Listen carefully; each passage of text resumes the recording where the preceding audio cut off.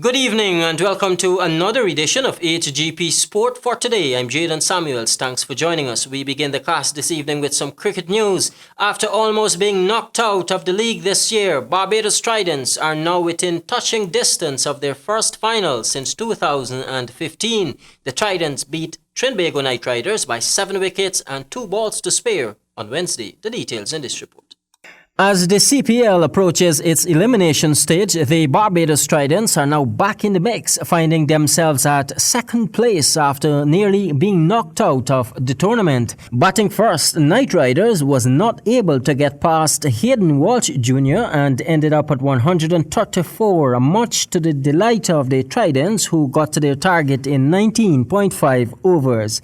After finding themselves in a do-or-die match against St. Lucia's Oaks on Sunday, Barbados Tridents kept their hopes of a top 2 finish alive after completing a rare sweep of Trinbago Knight Riders.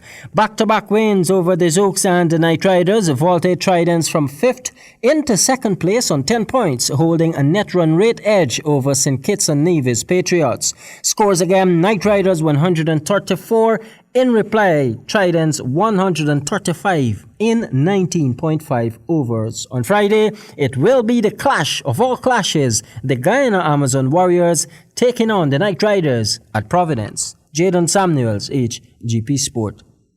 Turning our attention to some football news, Rhythm Squad and Fruta Conquerors are in the final 4 of this year's Limacol football competition after trouncing Mahaika Determinators and Timeri Panthers on Wednesday evening. Here is Stanford Howard with the details.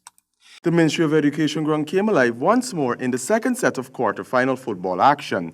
The matchup, which started at 1900 hours between Mahaika Determinators and Rhythm Squad, left patrons wanting more at the end of full and extra time.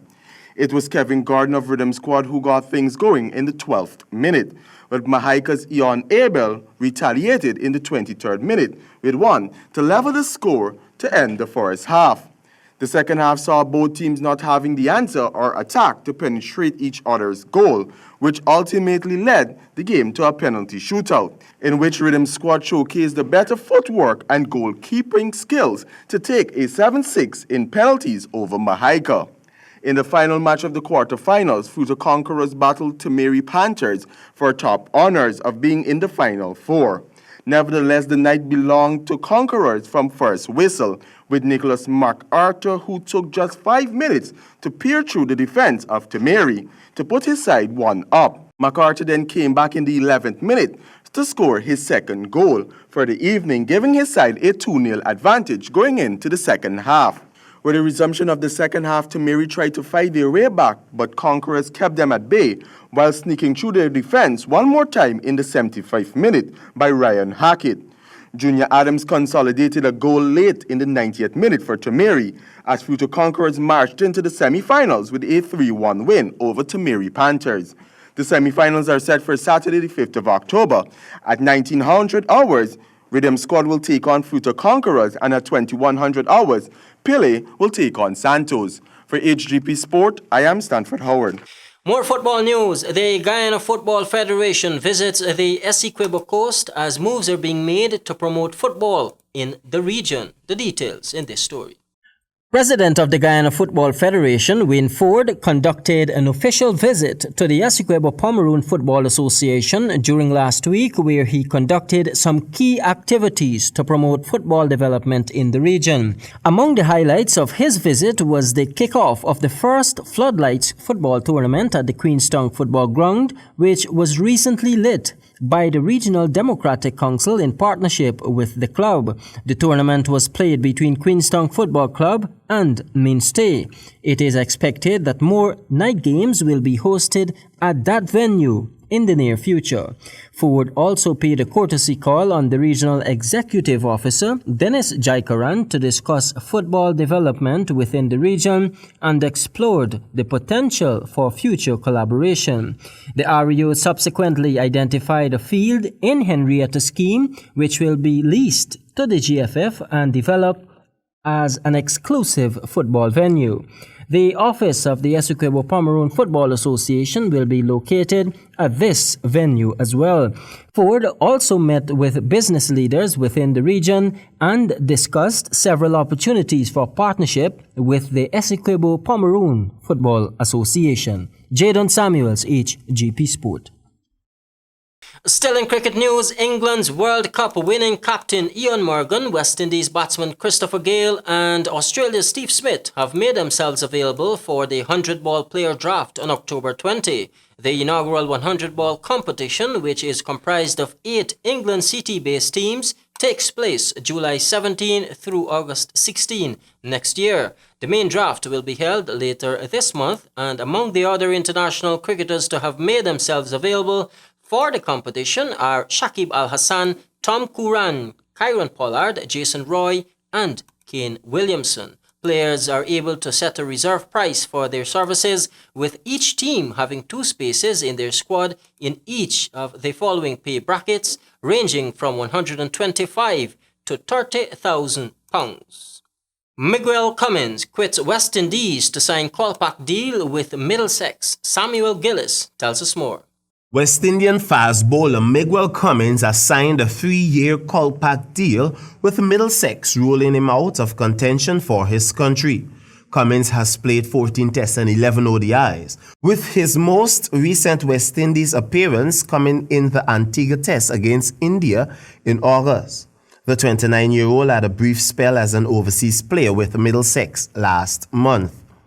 Taking 8 wickets in 3 championship games, he is the latest West Indian to take the call-back route into county cricket, following the likes of Fidel Edwards, who plays for Hampshire, and Ravi Rampal. Cummins previously played under Middlesex's coach Stuart Law when he was in charge of West Indies between 2017 and 2018. Middlesex, who were champions in 2016, finished 8th in Division 2 in Law's first season in charge. Middlesex's director of cricket Angus Fraser said Stuart Law recommended that we get Mingwell over to have a look at him, on the back of the time he had spent with him whilst coaching the West Indies.